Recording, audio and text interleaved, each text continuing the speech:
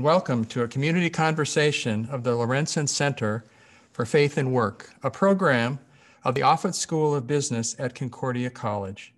My name is Per Anderson, Interim Director of the Center. Established 8 years ago, the Center honors the life of Norman Lorentzsen, Concordia graduate, CEO of Burlington Northern Railway, Regent of the College, and generous philanthropist.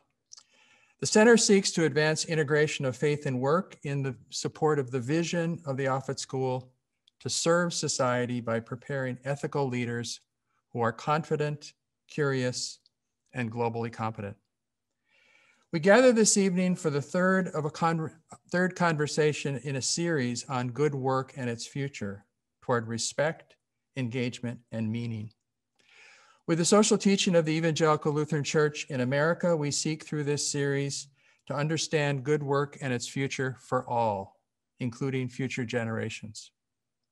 As discussed in our first two meetings, good work eludes many people today. Only 1/3 of Americans report being engaged with their work. 1/3 report being actively disengaged.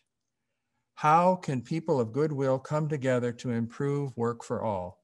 What imperatives should we address? We began in October talking about essential workers and workplace safety in the pandemic under the claim of respect. Our panelists, Paul Assen, Janelle Regenball, and John Rewer, spoke to obstacles to respect in the workplace posed by the absence of a public safety net and shared practice with COVID-19. Among these obstacles, we noted that BIPOC persons, Black, Indigenous, people of color, are overrepresented among frontline workers today.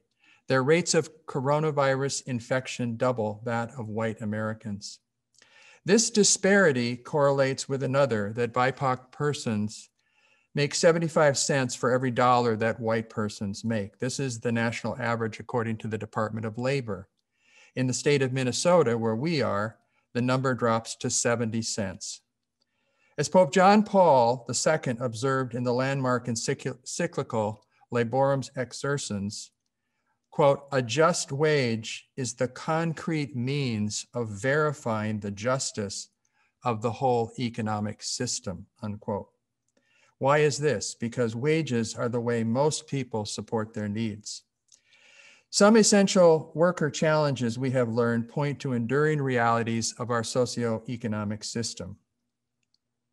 In November, we considered respect again, given the persisting reality of racism in the United States and across the world. For this reason, for this session, we examined racism as a cultural system of power, privilege, and bias that denies or diminishes human dignity and respect for some members of society, and that leads to unjust distribution of goods and to social exclusion. Our panelists, Rosa Miller, Shantarius Akins, and Alex Cusa, helped us to think about what people of goodwill should expect of the business community to uphold dignity and respect for BIPOC employees. For ELCA social teaching, treating employees with dignity and respect means many things. Fair remuneration, good benefits and protections, pensions, insurance, PTO, safe work conditions, job security, training, participatory decision-making, and the right to organize and bargain collectively. These goods should also be supported by the state and include protections against low wages, hiring discrimination, and unemployment. Adopted in 1999, this social teaching sought to address the key issues of its time and therefore focused on economic globalization and its implications for national economies, particularly for poor countries. Certain changes in work opportunity and arrangements that Americans were beginning to negotiate due to new technology, global competition, and market demands are noted only in passing. The ELCA does not take a stand on these changes, focusing instead on how most Americans are making their livelihood through 20th century forms of full-time and enduring employment. This evening, we examine recent work-life changes the ELCA did not address and could not have foreseen 20 years ago. A growing sector of independent contractors and temporary workers whose work arrangements no longer include standard employer commitments, benefits, and protections of the 20th century work. This sector goes by various names. We will use the most popular, the gig economy. As we shall learn, the gig economy includes various forms of non-standard work.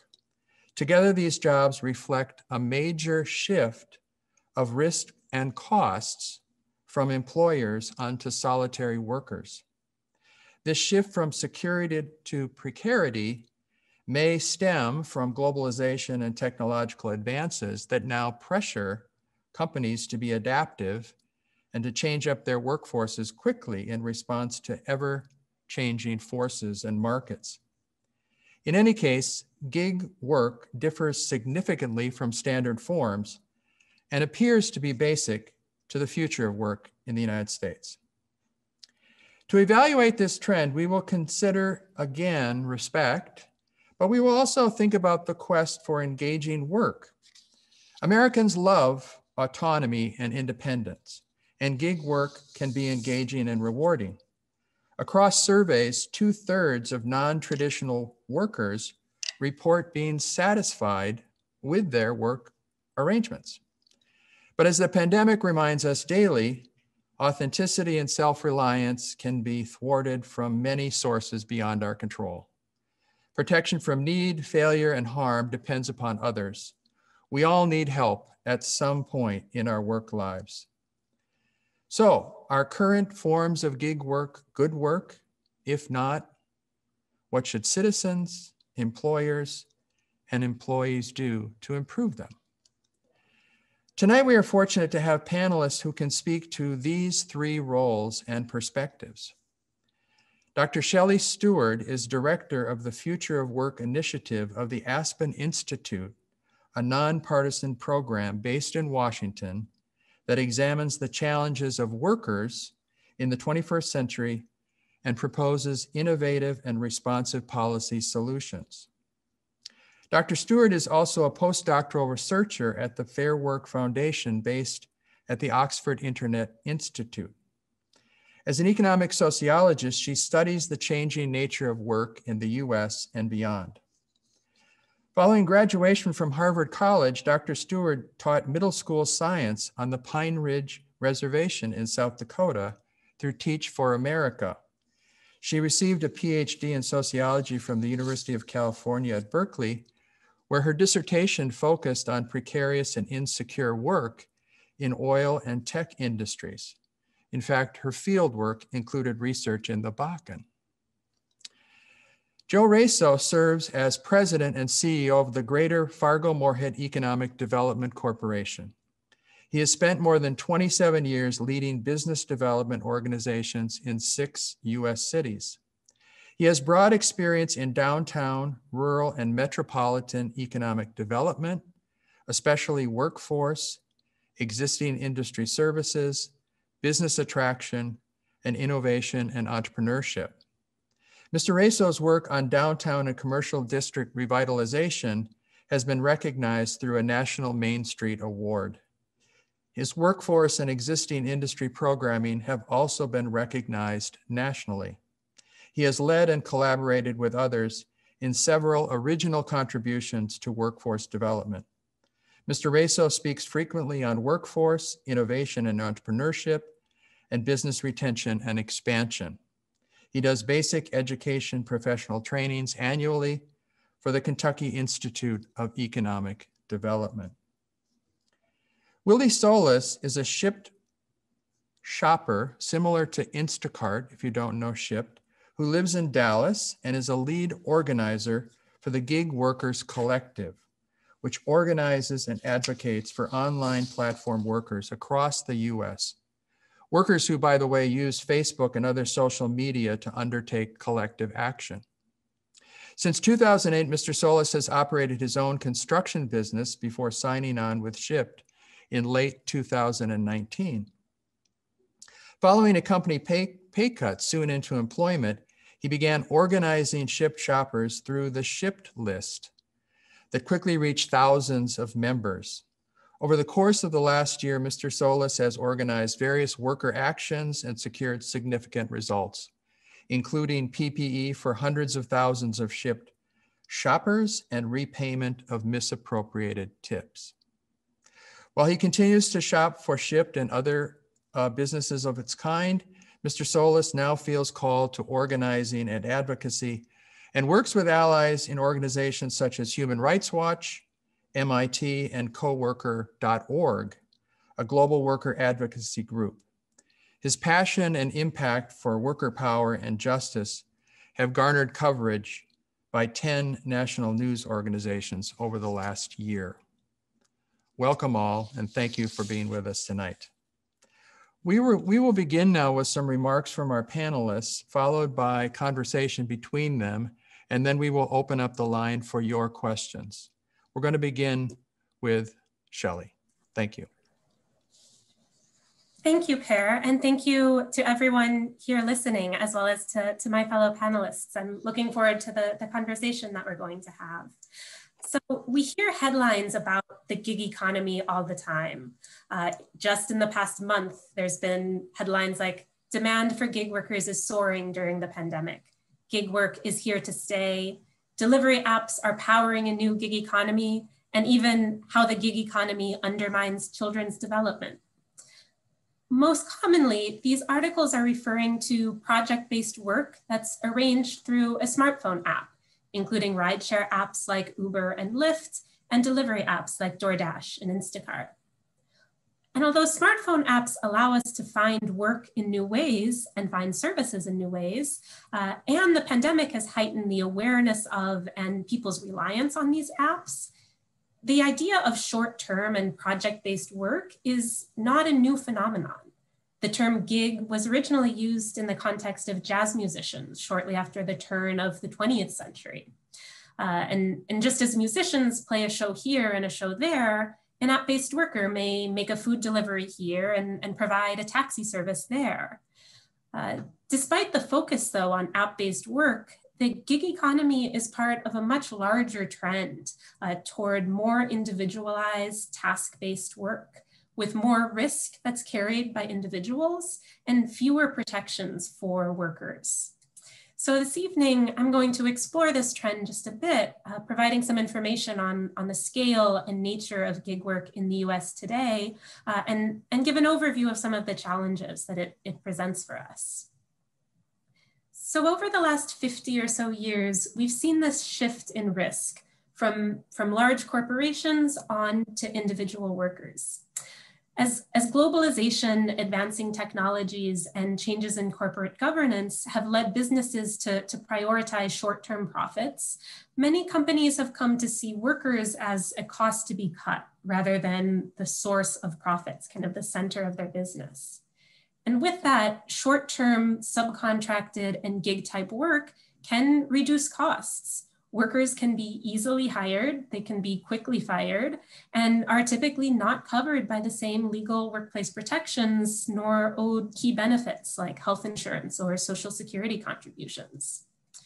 So we see this shift in risk reflected in subcontracted work when firms outsource janitorial, security, or cafeteria work to another firm. In that instance, rather than hiring a worker directly and investing in them and providing, at least in theory, a possible path for career growth, companies turn to other companies who in turn hire workers, often at much lower rates of pay with few protections for specific functions. And then those workers are in essence locked in that position for as long as they work for that company.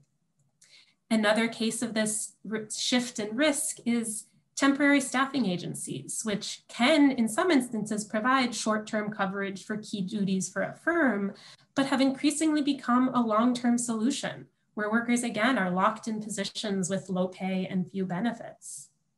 And then around 2019, this entire business model emerged that relied on workers being classified as independent contractors, carrying out specific tasks and trips arranged via smartphones. This is the form of the gig economy we hear the most about.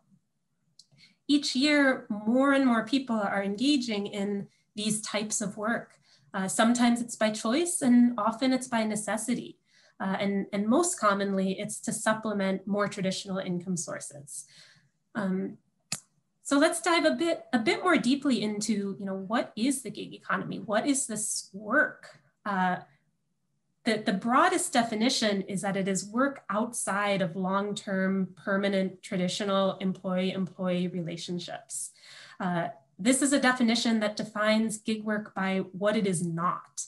And as such, it brings together a pretty wide variety of work. We have the examples I outlined above, domestic work, a lot of care work happening in people's homes, whether that's cleaning, providing childcare.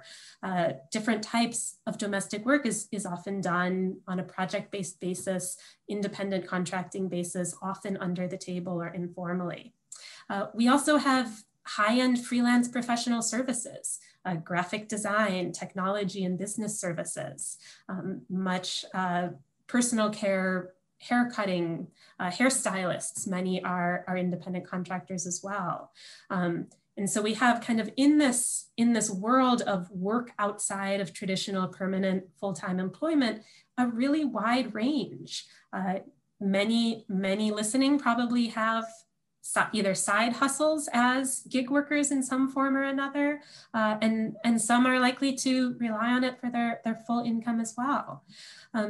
And like the labor market more generally, gig work reflects the racial inequalities that permeate our society.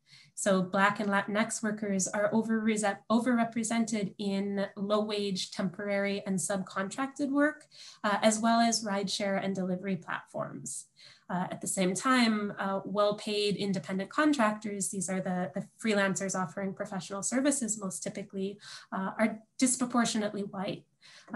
There's also pay gaps within the gig economy. So in addition to typically making less, a lot of these folks have racial income gaps and gendered income gaps within this work as well, which is really putting some of the most vulnerable and most marginalized populations of the workforce with these overlapping factors that make them particularly vulnerable to the lack of protections that are faced in the gig economy. So when it comes to just how many workers we're talking about, the gig economy, for the same reasons it can be hard to define, is notoriously hard to measure. And that's for a few reasons. For one, the usual kind of terms and concepts that are used on surveys and the measurement tools that especially official government statistics are based on just don't capture the work. So the idea of what is a job, well, if you're arranging different tasks here and there based on different apps, what is your job? It doesn't apply in the same way that one permanent full-time job does. A lot of surveys measuring work done by Bureau of Labor Statistics also use a pretty narrow reference period. So they'll ask, for example, where were you working last Tuesday? If I report to the same job every day, 5 days a week, 50 weeks a year, asking me about last Tuesday is probably a pretty representative way to determine how I'm working. But if I'm working different jobs on different days with flexible hours and maybe moving my shifts around or choosing when to work based on care duties, it's pretty random if last Tuesday is going to represent what I'm doing on any given day. So those are just a couple of reasons why kind of our usual tools, you can ask, well, how big is our workforce, or how many wage and salaried traditional employees do we have? We have hard data on that. It's collected at least every month. Whereas how big is the gig economy?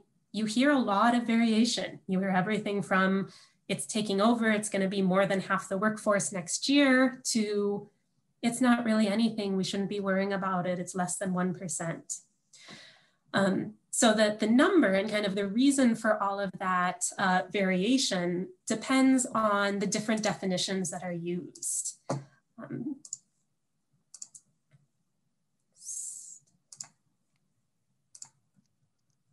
So if you see here, there's just there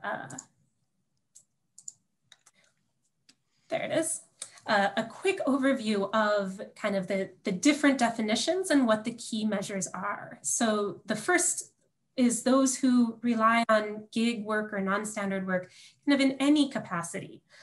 So this is in both the people who work on it as their main job, as well as those who may have a traditional full-time job and then work on the side.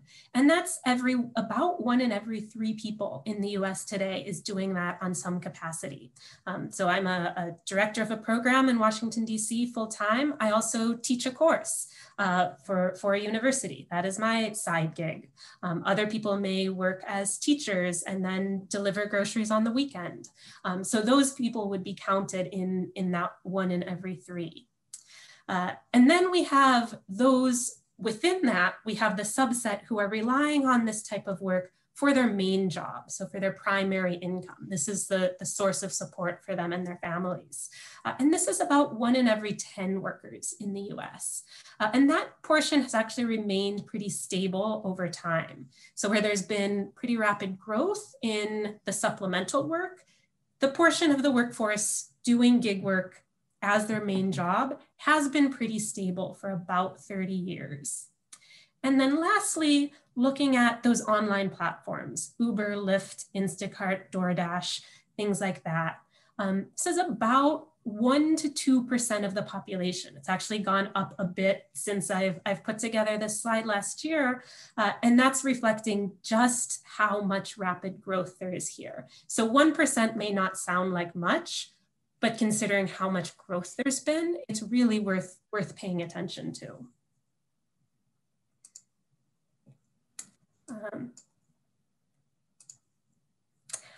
Okay. Thank you for bearing with me as I switch screens around.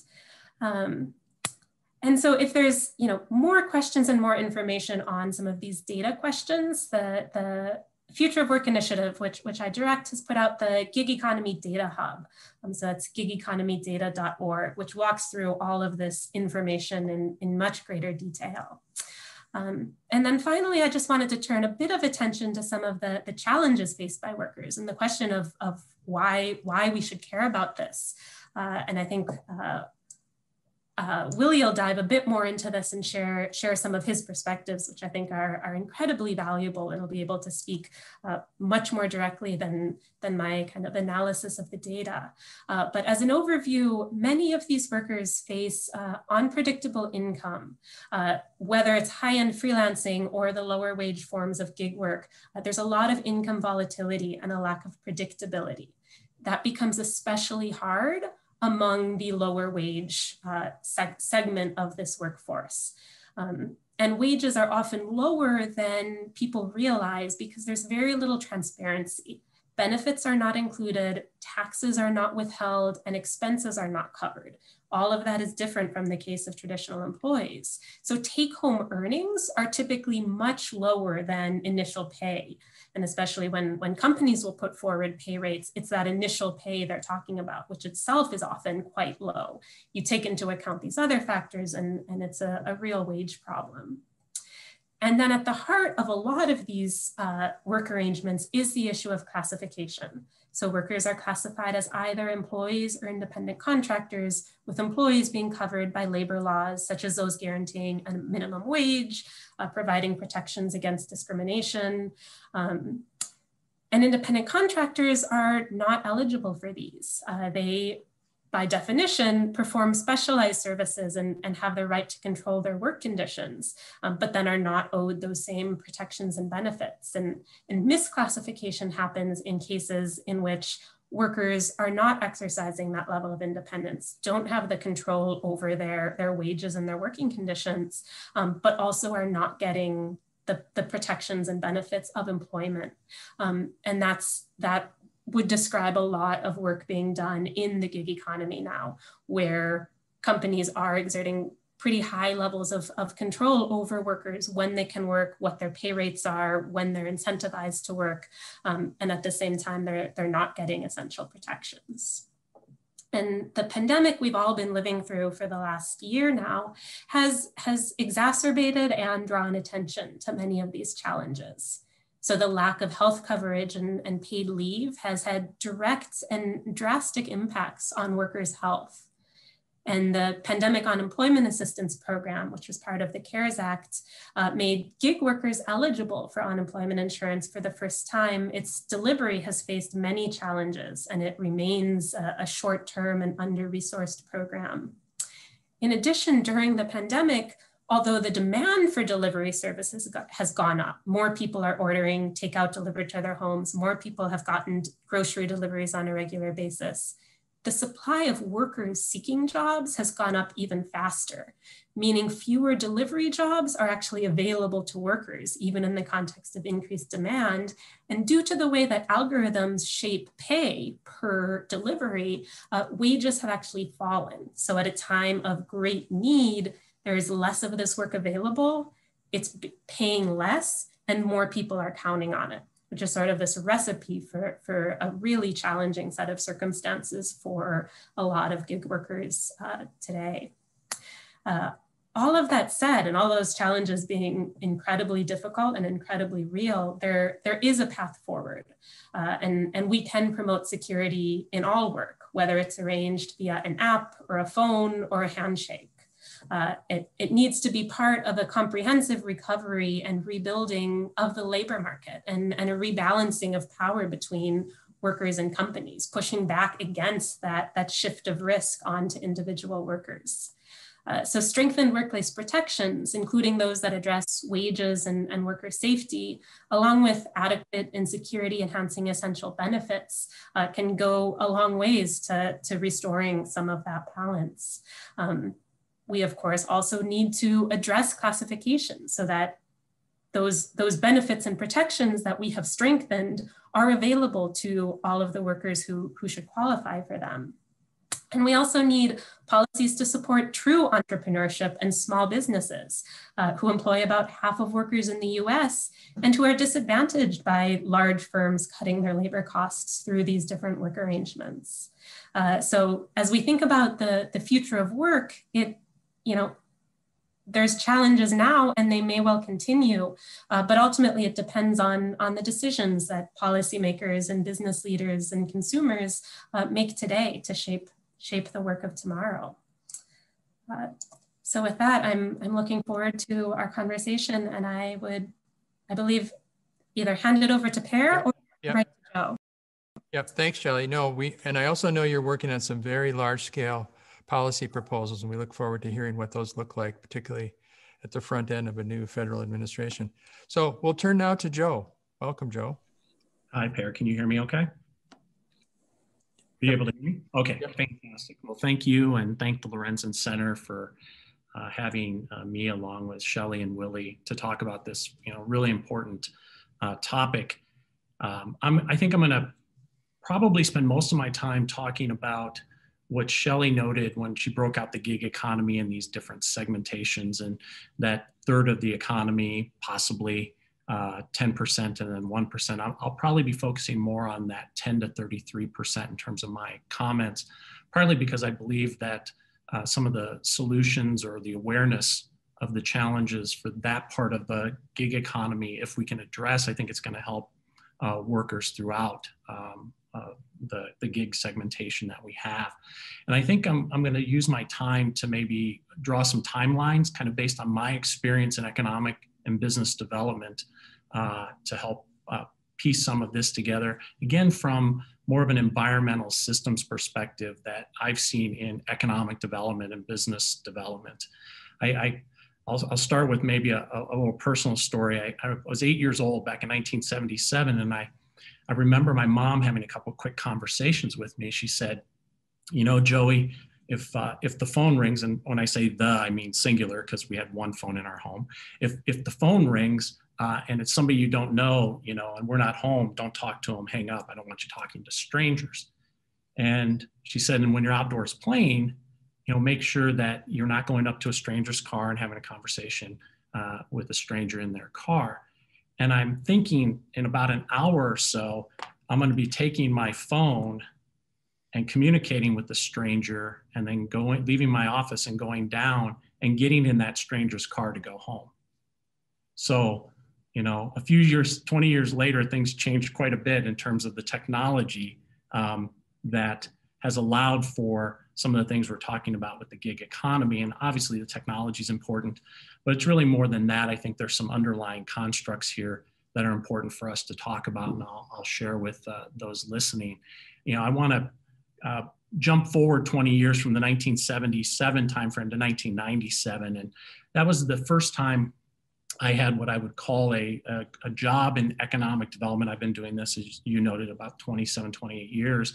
And I was at my first board meeting, talking to the mayor, the CEOs of the companies, and other leaders in the community. And what I found interesting, even though I had some education background in economic development, is how they stayed very focused on a few metrics. Those metrics were projects defined by companies that we would attract or help into the marketplace.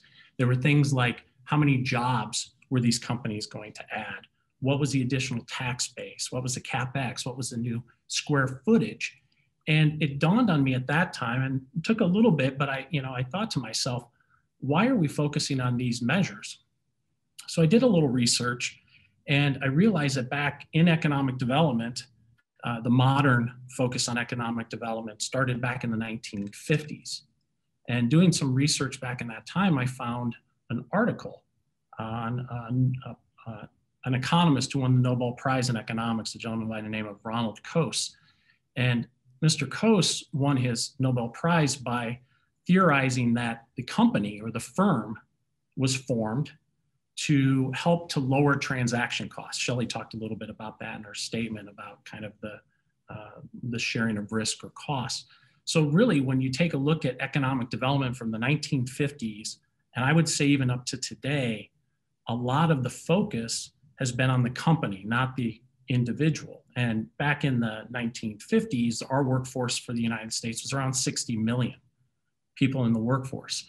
About 86% of those were working for companies. They received W-2s. In today's economy, if you take a look at some of the numbers that Shelley showed, we have about 155 million, or roughly 57 million people who get what I call 1099s. You use the gig, freelance, 1099. I use those interchangeably. They're doing contract work. So a much larger percentage of the overall workforce, if you count all those gig employees, than what they had back in the 1960s. But I think what's interesting, if we look today and we have these conversations in boardrooms all over the country with the decision makers, the mayors, the CEOs of major companies and others, and for my own organization today, if you looked at the dashboard for what we define as success, it is projects, jobs, CapEx, new square footage. That metric has really not changed for 70 some years. And I'm a big believer that you usually focus and do what you measure. And as Shelley commented, finding the definition around the gig worker is really challenging. In fact, back in 2017, I was at a conference in Denver, and it just so happened that the directors of the Bureau of Economic Analysis and the Bureau of Labor Statistics were there. And this is a room for 500 economic developers. And I asked the question from all over the country. I said, how many of you here have a measure for supporting the freelance economy?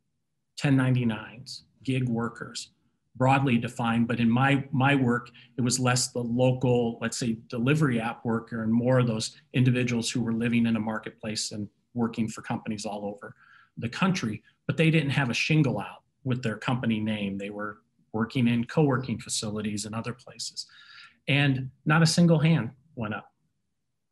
So think about that. Major markets all over the country, and yet no one is putting a metric or a focus on this. And if that's the case, and I still think it is probably the case today, I think we have a challenge when, let's again take that top end of that 33%, and they're not being counted.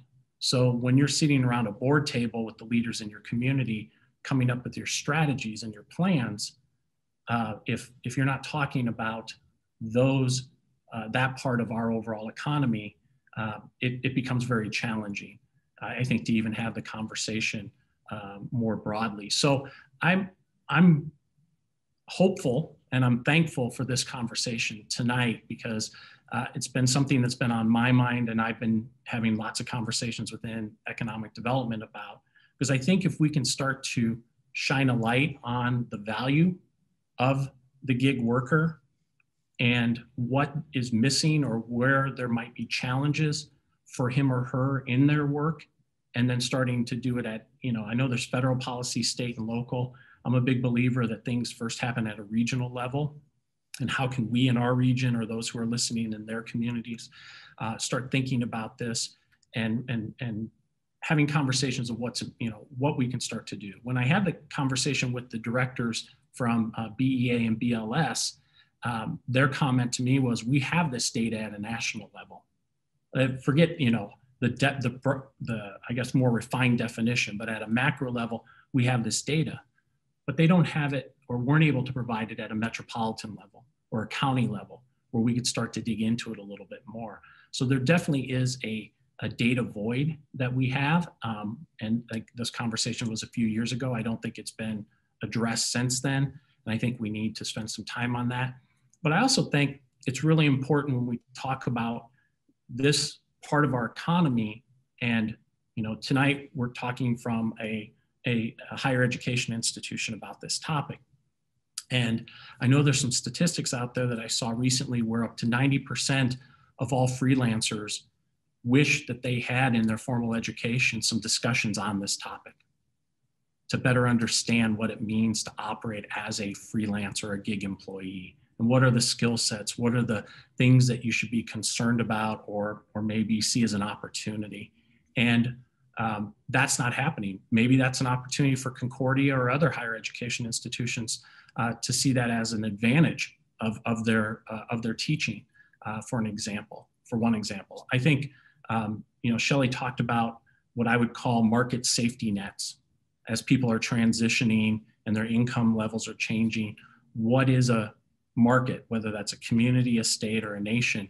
What are we doing to support those individuals as they're transitioning? And I'll end with maybe a little personal example. Like I started 4 years ago, I had a conversation with my son. He was a sophomore at school, college in Illinois. And we were talking one night and I said, Peyton, in my career, I think I'll probably end up having 8 jobs. And he laughed and he goes, Dad, I'll have 8 jobs at once. And it hit me at that point in time because I'd been working in this field and seeing what's happening. And then 4 years later, this week, I'm having a conversation with him. He's a year and a half into law school. He's looking to take a little bit of time off from his law school education. And he's working for the Innocence Project for the state of Illinois, looking at people who are wrongly convicted. Some work he did when he was in Illinois. He was a baseball player in high school and college, and so he's teaching baseball on the side. I think you said side gig, Shelley. He's learning several other skills and advancing ones that he has. And his girlfriend has German skill set, language. She's an opera singer, going to get her master's in opera. But she's also working for John Deere and helping them with their German-speaking clients around the world from Iowa, and also serving as a CNA. So I'm having a conversation with these two, 23, 24 years old, and remembering back 4 years to the conversation with Peyton at that time. And they're literally living this life. But there's some challenges too, because he's on my insurance still, right? He doesn't have that full-time job and he's worried about that. So even highly skilled, ambitious individuals who are in the workforce and who are trying to do a lot of different things, there's still quite a bit of anxiety that they're going through. And I think that that's going to continue. And I think as a community, as institutions, as families, I think we need to recognize that and hopefully make sure that the solutions to those challenges are being thought through and implemented in a community level And that's obviously where my focus has been in my work career. So again, I want to thank you all for the opportunity to just share a few thoughts about this, and look forward to our discussion and Q&A here. Thank you, Joe. I know from our conversations, you're extremely committed to the development of a good society in our area. You see the quality of life of the Fargo-Moorhead area as a really important value to be served by the economic development. So it'll be interesting to see if we can get some dialogue about reforms and then the right kind of freelancing that can be leveraged for economic development. You're saying this is kind of a big black hole in the thinking of economic development, a missed opportunity. So that's fascinating. Thank you. Willie, we're ready for your reflections out of Dallas of your life as a shipped worker and your organizing activity. Yes, I want to first start off by thanking Concordia to hold this get together, this panel, bringing it forth. I think it's really important to have an honest discussion about these things. I hope to bring to the conversation a gig worker's perspective on this, and to provide on the daily life of what a gig worker actually does. Because there is a distinct difference between a freelancer and a gig worker. Both Shelley and Joe kind of spoke to that a little bit. And I think there's a clear delineation that needs to be established. Freelancers typically will operate under a contract basis with an employer that's preset, that they've predetermined. And they operate in a much different manner than we do as gig workers. As gig workers on a daily basis, what we do is we wake up and we check an app. Everything that we do is through technology-based applications. And those applications typically run every single aspect of our assignments. Where freelancers have a little bit more creativity and more leniency to other things like deadlines and things of that nature. I'm sure that they do operate under tight deadlines in some situations, but it's definitely a different field than what gig work is. Once we take an order, we are pretty much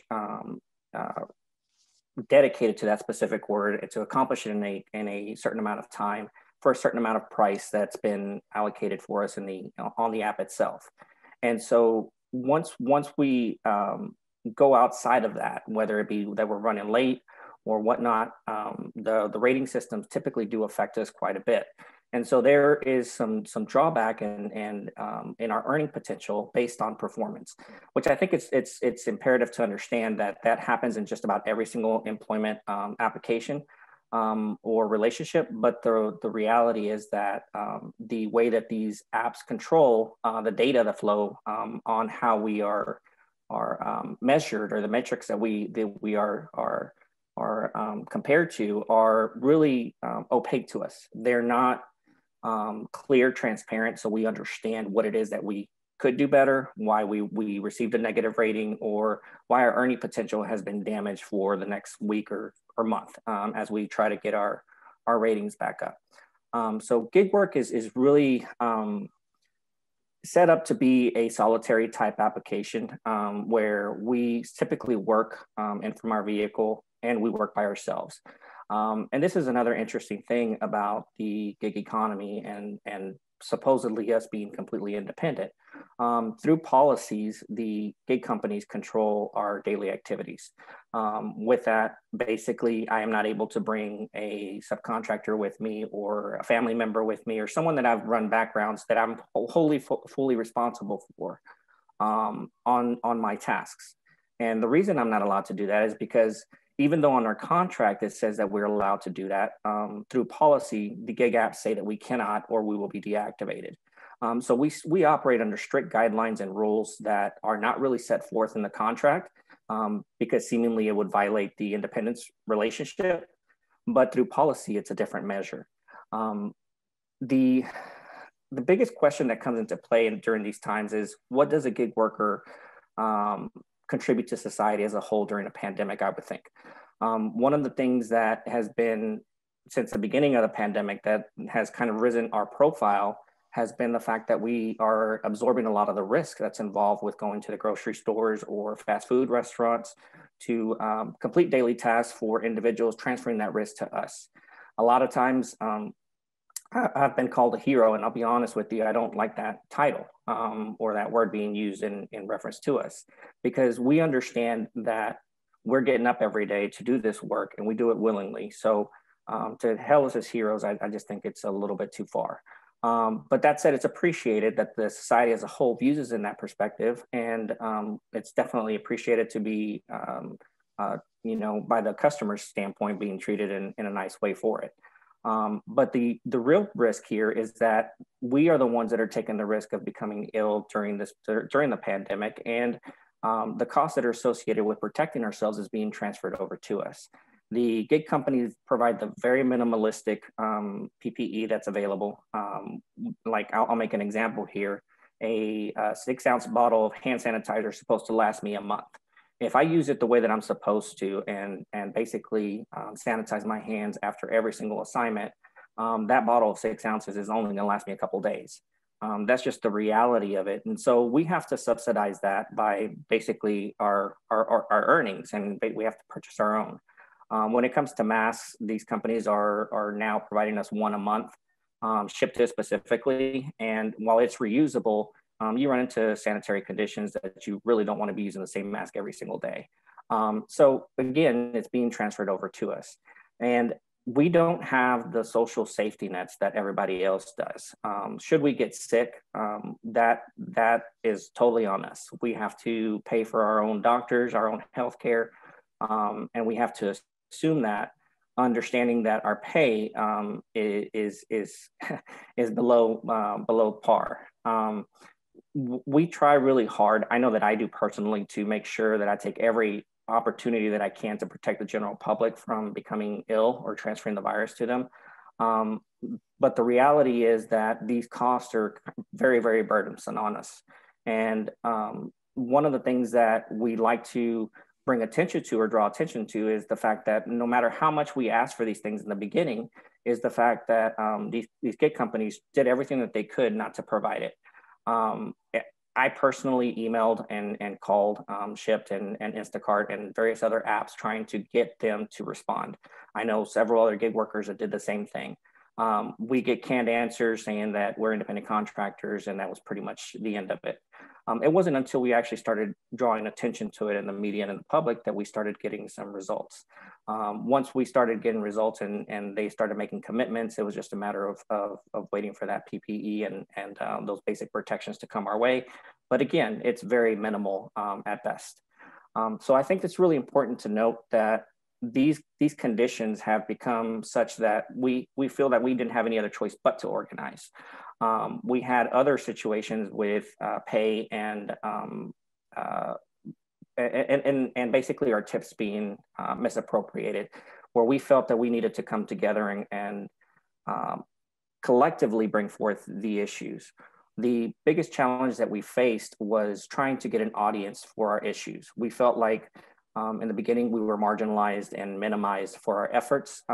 But the more that we actually spoke out, the more the general public began to listen to us.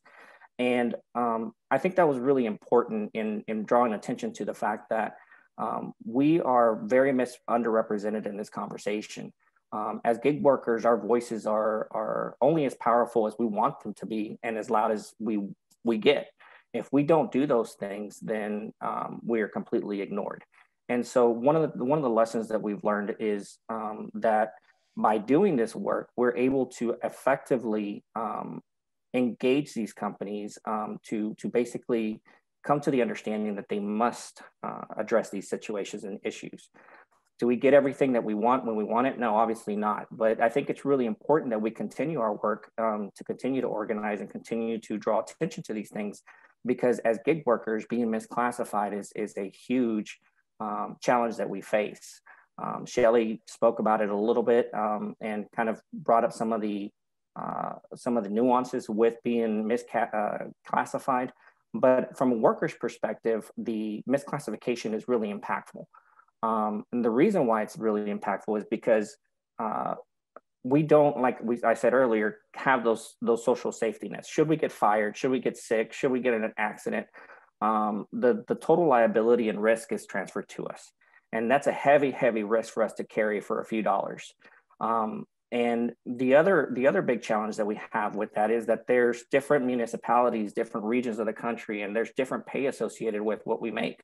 And none of the costs that are associated with our work are being calculated into that, at least not substantially. I know that there's talk in California regarding the mileage and things like that, but the reality is that it's not even a considerable amount compared to what we are actually expending. And I think it's really important to dive into those things and understand fully what it is that is being done in states like California and how that is impacting us throughout the country. Because like Joe was speaking, I think it's really important to understand that it's micro as well. We need to understand that each individual city, each individual local jurisdiction truly affects the impact that the gig economy has on a gig worker and our earning power. One of the biggest challenges that I think that we all face is going to be the healthcare. And I think that is where these gig companies try really hard to avoid any costs associated with healthcare. We need healthcare and access to it.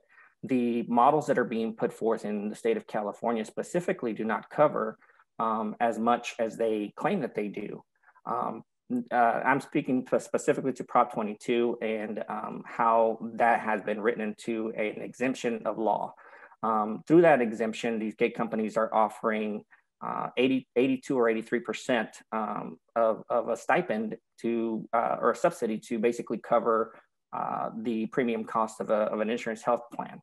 And the model that they're putting forth in California does not really take into account if you happen to get sick, what happens then?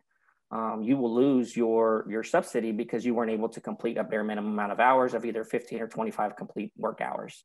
And I think it's really important to note here that the 15 and 25 hour marks that people are placing in California aren't really our worked hours. So if you can imagine yourself driving to the grocery store and then driving to a customer's house, that distance to the customer's house is what is accounted for and paid for. After you leave the customer's house, whether it was a mile away or 10, 15 miles away, it doesn't matter. That return trip is not covered and paid. Or it doesn't go towards the healthcare subsidy that hours that you need to clock in order for you to receive it. So I think it's really important to understand that all of this is being broken up in a way that's not very transparent to the gig worker. It's being hidden behind policy that has been written by the gig companies and is now being forcefully pushed throughout the entire country.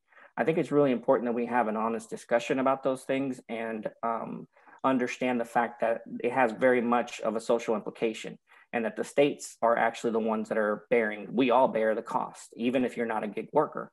The reality is that when a gig worker gets sick, they go on unemployment or they search for healthcare through the healthcare system and aren't able to afford it. So that goes back to the social safety nets that we all have. And by transferring that to the social safety nets with no input or monetary contributions by the employers, then you run into a situation that is really detrimental to society as a whole. And I think it's really important to note that. The other thing is that we are as misclassified. I've heard this several times throughout the day, actually today, is that a lot of people think that we're employees and we're not in any way, shape, or form employees. I think the demonization of that name tag by gig companies has really caused us to lose a lot of ground here. They classify us as independent contractors, and as independent contractors, we should be able to make our own decisions and to carry forth the work assignments as they're transferred to us. That is not what we actually do. We basically work under the guise of the apps, which guide us through what the gig companies want us to do. And so all these exercises of control are really causing us a tremendous amount of inflexibility as opposed to flexibility that they love to tout. And so I think that all these things are really important. And that's one of the reasons why we organize. The question that I get asked the most is, what's the end game? Where do you think that this organizing is going to go? Well, I think one of the important things to note is that we come from a large spectrum of people across all societal levels. And the the broad range of people that are actually gig workers is very, very vast. I'm very surprised to note that in the gig economy, I talk to accountants, I talk to lawyers, I talk to so many different types of careers that people just either are leaving behind or are transferring over to gig work for full time for various different reasons. And together collectively, we've actually come up with some really solid plans, and actually have been reaching out to policymakers, attorney general's offices, and politicians, and having discussions with them, advancing the conversation and trying to put forth the workers' perspective. And the reason why I think it's really important that we do this is because we are marginalized in so many different ways. When the gig economy companies want to talk to labor, they go to unions and try to hash out deals before they actually talk to us. And what it is that we want supposedly as independent contractors. Mind you, independent contractors cannot unionize. And so for them to go to union leaders kind of signals what it is that their intention is, and that is to cut out the gig worker themselves out of the conversation.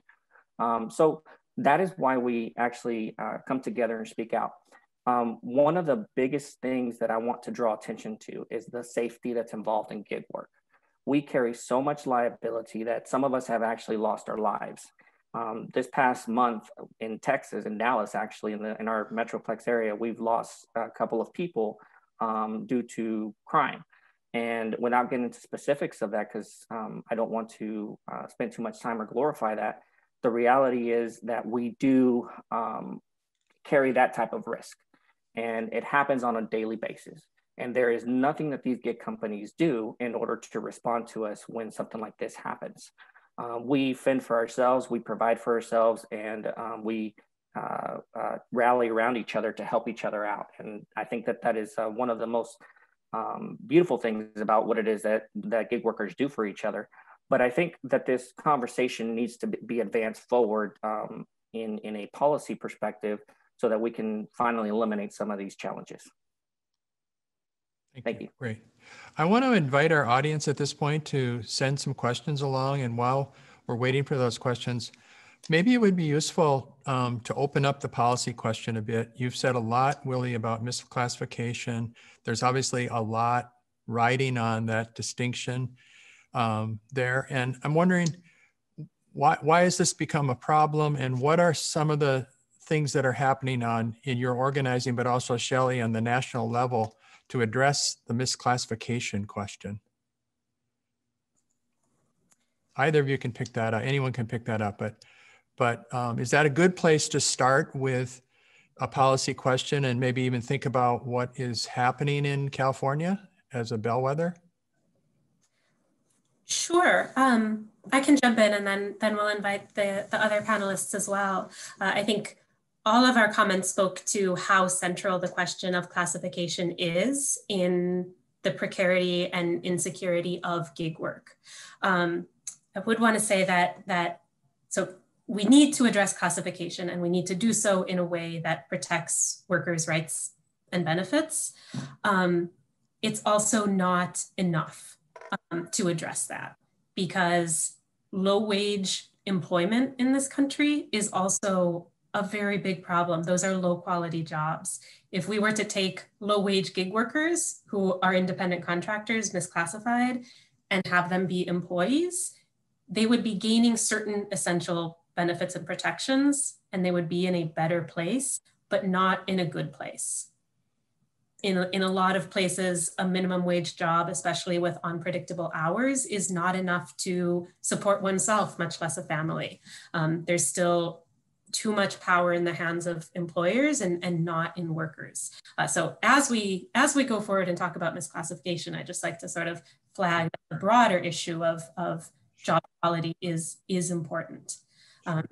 When it comes to classification, we've seen a lot of battles playing out at the state level, although I think with the change in presidential administration, there is the potential to see movement at the federal level. We're going to see kind of this complex landscape of different roles in different places until we're able to get a federal solution.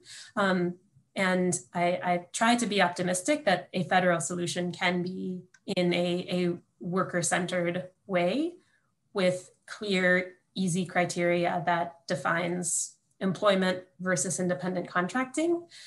Although we'll likely see a battle in courts until there's enough precedent to confirm in the courts that yes, gig workers working via platforms are in fact employees.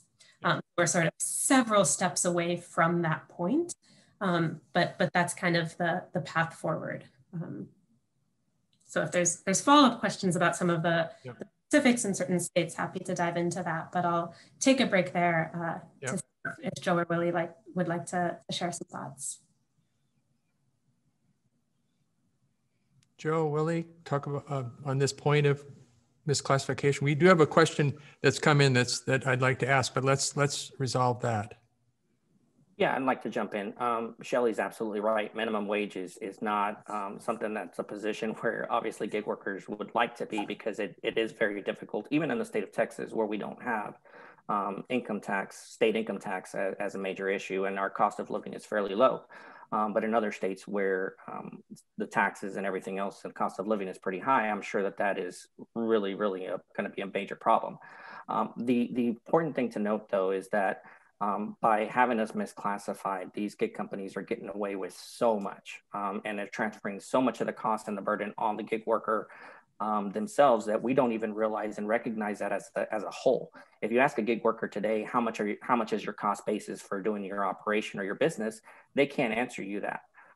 Because I come from a construction background and ran my own businesses since 2008, I have a better understanding of what an independent contractor is, how that implies or implicates or affects my taxes, and also how much my earning potential needs to be on a per job basis.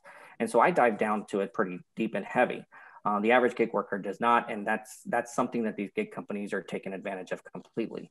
When you dive into those numbers, the costs that we're getting paid compared to the costs associated with of doing business, so to speak, those two things don't go hand in hand, and you're quickly at or below minimum wage, even here in Texas at a 7.25. And so as we work through these issues, I think it's really important to note that the transfer of these costs is being borne by the gig worker. And so if we continue in a model that's independent, then we must truly be independent and be able to set our own rates and have discussions in regards to the costs that are associated with this, including the subsidies and things that we're doing on our side for things like PPE and things of that nature. So I think it's really important to understand that there's more to it than just the actual wage itself. You have to dive into the cost of doing business as well. Good, thank you. So the first question really is about, the two pathways to social change. We can talk about public policy, we can talk about national and state policy, we can talk about collective action and by workers. And this is really about that. So this is a question from a family that has been targeted for leading in the labor movement. And the question is very direct, and I think it's probably to Willie. What can we do, or what can people do to get the targets off their backs for organizing? Tell us what that means, and what experience can you add to that? Absolutely. It's terrifying. You're actually speaking out against, I'm actually speaking out against billion-dollar companies. And so to do that, you really have to understand why you're doing it. And your cause has to be right, and you have to speak the truth and be righteous. One of the things that I've fully dedicated myself to do is to be as truthful as possible and as transparent as possible in any of the advocacy work that we do. Whenever there's a issue that comes across my desk, so to speak, I take a look at it and dive into it. I don't just take it at face value. And so I think that's one of the most important things that people who want to actually advocate for workers or for labor need to understand, is that you're under scrutiny at every single turn. And so one of the things that has been really important for us has been to be completely transparent and honest. When those challenges and those quote unquote attacks from the other side have come, they haven't gotten very far because we speak truth. And so if you're able to be honest with yourself and understand the issue from a perspective of, is this truthful? Is this going to be righteous and advance the cause for so many? And then at that point in time, you can feel that weight of the target off of your back. because you're not going to advance situations or positions that are going to easily be overcome. And so when we actually advocated for the tips, that was one of the most difficult things that we've done, because data is not transparent to us in any way, shape, or form. An algorithm controls our pay, and we don't get to dictate it in any way. And so when we started organizing against tips, SHIP knew that we were doing this. As a matter of fact, I had conversations with an executive about this, and I was very clear and told her specifically that we were losing tips on a daily basis.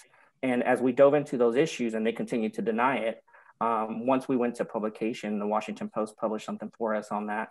When they did that, there was nothing that they could do other than to come with their hands clean and say, yeah, these situations are happening, when we had been saying that it was happening for over 7 months. So I would say to the person that posed that question, speak truth, and understand the issue that you're diving into, gather as much data and information and evidence that you can possibly get before bringing it forth, and that target will disappear off your back. So we have another question from a viewer who wants to ask how they can be helpful to the situation. But I think before we go there, I'd like to ask Joe, given your extensive experience working in various cities and so on, have you developed any observations about the state of labor organizing? Is it on the rise? Is it on the decline? Does it vary? How do you see it in the Fargo-Moorhead area in terms of working with worker collectives and these kinds of things? What can we learn about that? Yeah, in the time I've been here in the Fargo-Moorhead region, I really haven't felt that there's been a contentious kind of situation between management and labor. I just haven't seen that in the various projects that we've worked on. I feel as though the labor, the union issue in the states that I've been in, whether it's Colorado or Iowa before here, right to work states, and so what I think people would traditionally call pretty strong labor or employee rights weren't. I wouldn't call it on the balance being more on labor than on management in those environments. But overall, I don't feel like we're seeing more unionization happening. Now, maybe in Willie's case and what he's been involved in, or Shelley's seen, that could be happening. But I haven't seen that here in this market, or even in some of the other markets I've worked in. I will say though, Per, hearing this discussion, what I've learned in hearing this today, and then last week having a short discussion with Willie and Shelley, is this transfer of risk, this transfer of cost. The discussion around that to me seems, so vitally important. And the transparency that you talk about, Willie. I think, my initial kind of what I thought was funny, and maybe wasn't to anybody else, my conversation with my mom from 40 years ago, the underlying factor there that's different is trust that's built, that the technology is allowed for us to get in somebody's car because there's trust built in that relationship. But it sounds like from the things that Willie's sharing is there's not a lot of trust and transparency from his end, and many that he works with working with those companies. And seeing some of the questions that are being posed is, if we use these services and we want to see a better outcome for all, shouldn't we be demanding that some of those things happen? Not front loading, siding on one or the other, but just saying, my goodness, can we just really understand these issues and make an informed decision from it? Because it seems like there's a lot of information that I'm guessing a lot of people listening tonight, hearing Willie talk about this, learned a lot about what he's and his peers are dealing with that they didn't feel was the case. Which really plays into the next question. How can those of us who have used services like Lyft, Uber, Instacart help improve the conditions under which those who supply those services work? What can the consumer do short term, immediately, to respond to what we're hearing? Do we want to talk about tips and things like that, Willie?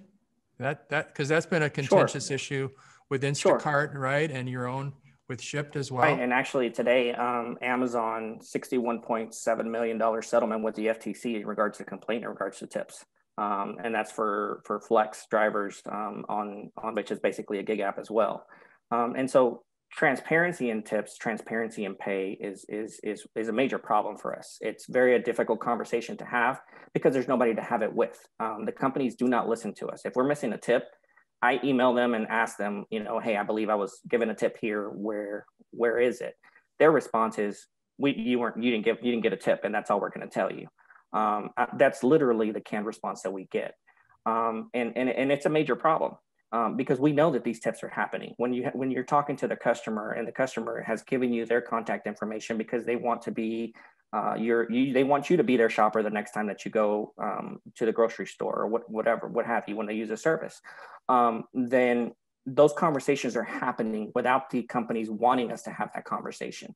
Again, a control mechanism that they have is that we're not allowed to talk to our own customers, that we're supposed to be independently contracting to service. The whole model is one of control that hides behind an algorithm that we have no access to, credits and ways of charging tips that we have no access to. And then we are given an opaque answer in saying that we're going to do these audits that we're going to independently do on our own. We're not going to send it out to a third party, and you just have to trust us. That there is definitely trust issues because we have found that through working together collectively, crowdsourced evidence that clearly shows we were given tips, but they didn't get to us. To answer the question directly, I think one of the biggest things here is to understand that our pay is not substantial. Regardless of what these companies say or advertise $22 an hour or so on and so forth, it's not. The base pay for Shipt shoppers, according to the MIT study that was done, is $12.25. You deduct $12.25. Then you deduct the costs that's associated with your vehicle and everything else that's associated with your risk bearing. You're quickly down at the minimum wage range. And so when you start factoring all those things together, we are solely dependent on the tips in order to make this work. A lot of the conversations that I have with gig workers is I make $18 an hour, I make $22 an hour, but they're not factoring in all the costs that are associated. And I think that's one of the most important things to understand, that $18 and $22 includes the customer's tip. It excludes downtime. It excludes us driving around, waiting for our next assignment. It excludes so many different things that at the end of the day, that if you actually did the numbers, it's minimum wage or less. So I would say to the general public, if you really want to do something immediate, then that would be making sure that tip gets directly to the driver, the shopper, the gig worker. Good, helpful, good. We've got a question that again is along the lines of what can we do? It actually has to do with education, but maybe we'll hold on that just a minute and give Shelley an opportunity, perhaps at this point, to talk about some big picture policy issues, because I've been intrigued by this idea of an effort to have baseline protections across the board for all different kinds of work in the United States. So we have a common set of standards that everything must respect. Tell us more about that. What kind of legs does that have? Who's advocating? I know you have major leaders in the US, in the Senate, that are part of your movement. Yeah, so this is sort of back to the idea that classification is important, but not everything. We need a certain base level of standards for everyone. So things like safe workplaces and protection from discrimination and harassment, and protection from retaliation, should you go to enforce those protections, should be available to people regardless of whether that's an independent contracting or employee relationship. So that in conjunction with a strengthened worker-friendly classification definition is a really hopeful direction. And the PRO Act, which has been introduced and President Biden has shown support of. We'll see if it's reintroduced and moves forward, but it includes several of those key protections with an ABC classification test, which is a widely recognized, more worker-friendly classification set of classification criteria. It's in place in Massachusetts and was passed in California, although Proposition 22 exempted transport and delivery workers from that. So that is an example of legislation that kind of brings together some minimum standards with classification legislation and has a real focus on protecting collective bargaining rights as well. What would be some of the elements of that legislation in terms of the reestablished protections or universal protections, in terms of insurance, PTO, those kinds of things would be written into law? So there's sort of different threads at different levels. And the PRO Act specifically doesn't get into the extending workplace protections to some independent contractors. That's something that has relatively little federal movement. There's been legislation introduced in the House by actually Washington, D.C.'s non-voting representative is Eleanor Holmes Norton is the one who's introduced that. But we have seen those protections introduced in several states to expand protections to independent contractors, which again need to coincide. That's not enough. We need the classification piece, but both are necessary.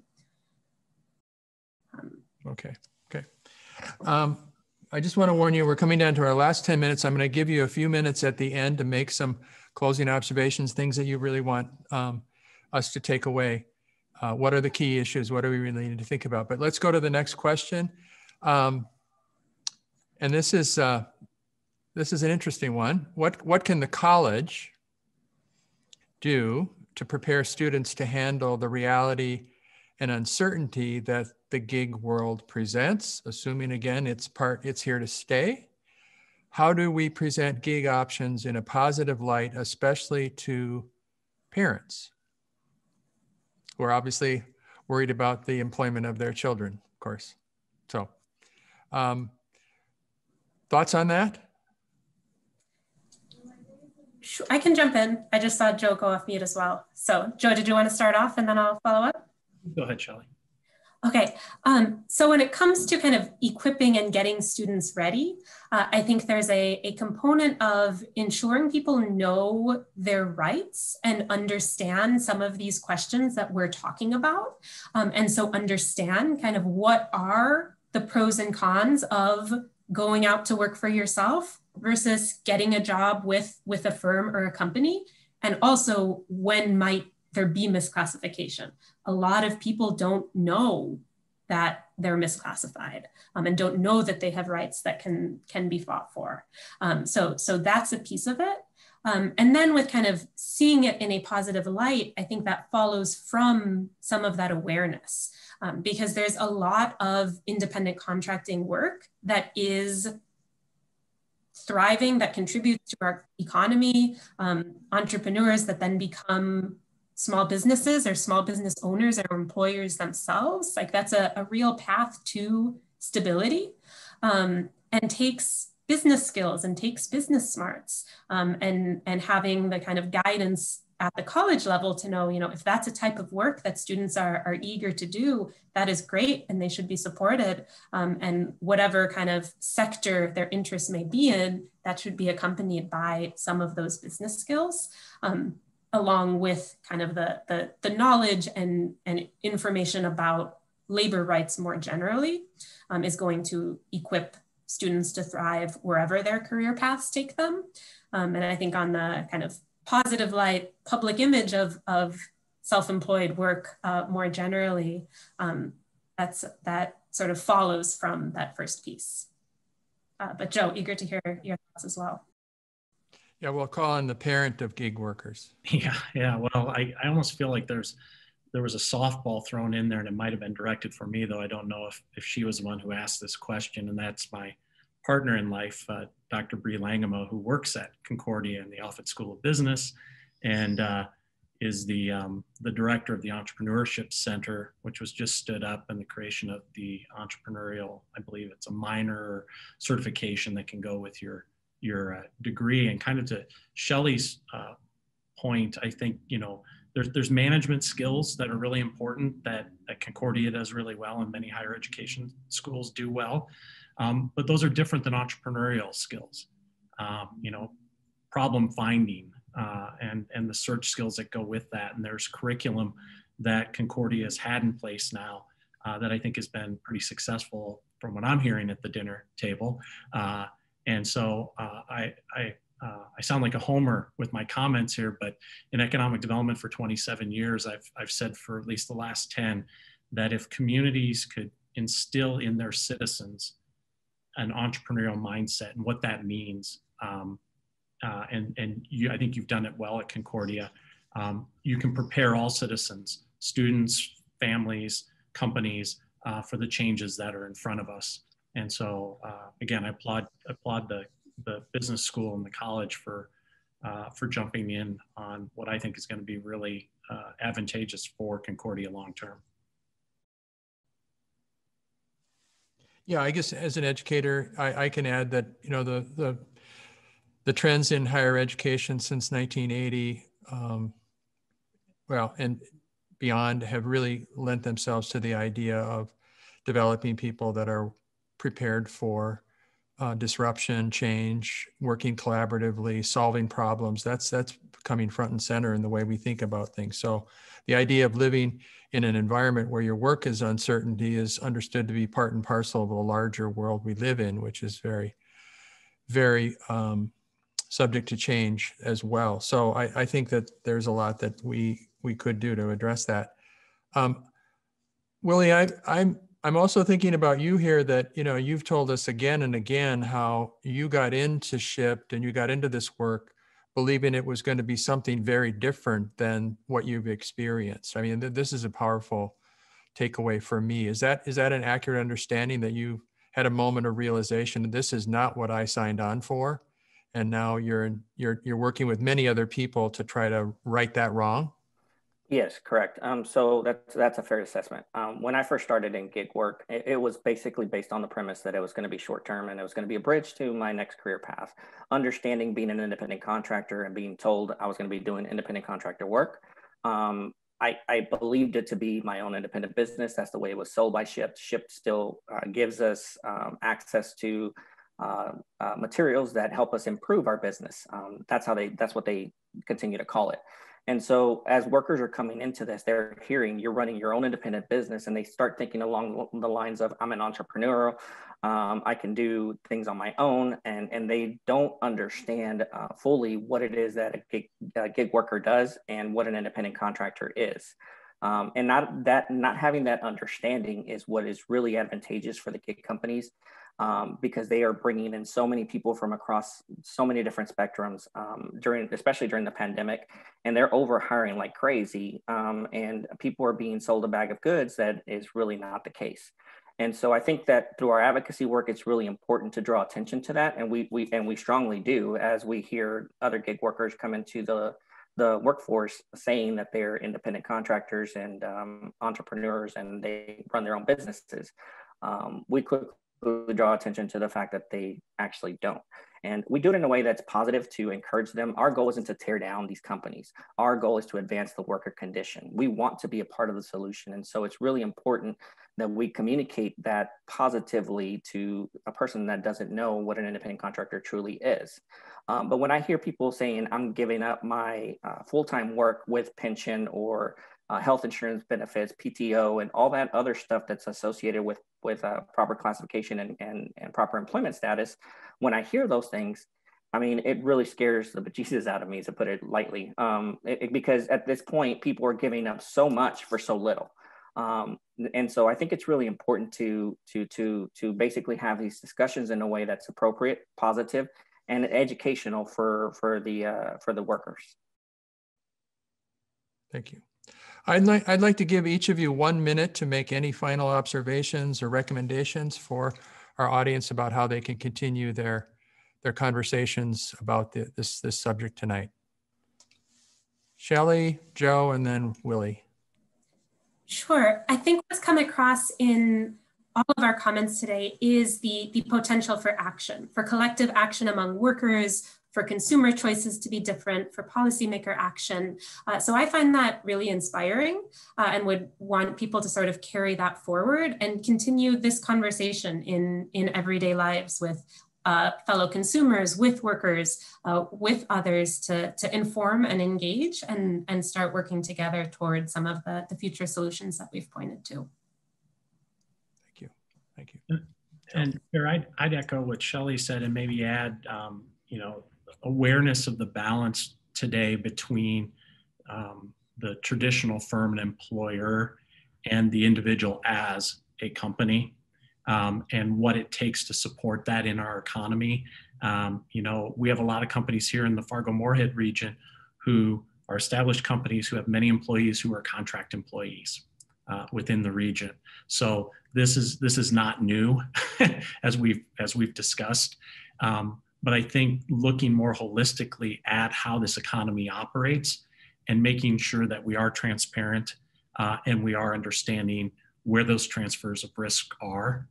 So that if they get out of balance, we can have an honest discussion about it and hopefully, you know, do what you've done here in this particular series, which is, you know, good work for all. And I think that's really important for us to be thinking about on really a constant basis. So thanks again for having me. Thank you. Willie, last word. Yes, I just wanted to note that gig workers, typically, we do have a servant's heart. I speak to thousands of gig workers across the country. And in having those conversations, gig workers really do want to be a part of the solution. A lot of the times we are marginalized and minimized and left out of the conversation. So I think that's really important to take away is the fact that we do want to be a part of that solution. And I think that there is a path forward. Having had conversations with attorney general's offices across the country, politicians and policymakers from different regions, those conversations are very, very inspiring and give me hope that there is a solution out of this. There is definitely delineation between a contract worker and what a gig worker is. So I would pose that question to the audience to really dig into that particular question and find out what it is that gig workers actually do and what do freelancers or contract workers actually do and how that level of control is taken away from the gig worker. Thank you. Thank you. Thank you. Thank you, Willie Solis, Joe Reso, Shelley Stewart, for your insightful reflections this evening. You have helped us to better understand the complex dimensions of non-standard work and to see need for change in contractual and workplace arrangements through improved employer practice and social policy. You broaden our moral worlds. Thank you for your generosity of time and your modeling of citizenship. I want to thank also my colleagues Carol Hedberg, Anna Benson, Brent Johnson, Todd Walworth, Wade Iverson, Susan Larson, Chris Mason, Damian Lample, and Ken Foster for their help with this program. Thank you to our audience for joining us tonight and for your good questions. Please join us again in March to explore the future of work with artificial intelligence and automation. Come learn more about robots. Good night from the Lorentzsen Center for Faith and Work at Concordia College. Stay safe and good work to you.